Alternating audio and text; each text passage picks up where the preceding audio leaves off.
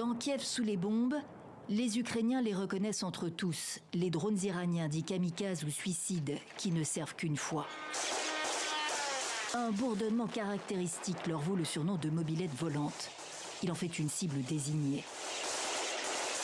Les Ukrainiens en auraient abattu plusieurs dizaines depuis leur apparition dans le ciel de la capitale. Récupérés parfois en pièces détachées. Ici, c'est signé selon ces experts militaires. Pour Belgorod, la région russe frontalière avec l'Ukraine, bombardée dimanche.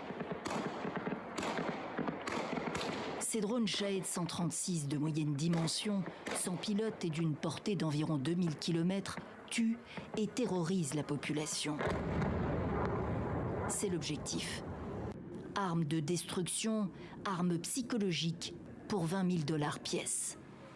Plusieurs morts sortis des décombres depuis le début de la semaine. Des drones iraniens utilisés par les Russes en Ukraine.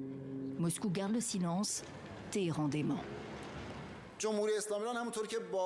Comme elle l'a dit un nombre incalculable de fois, la République islamique d'Iran n'est d'aucun côté de la guerre entre la Russie et l'Ukraine.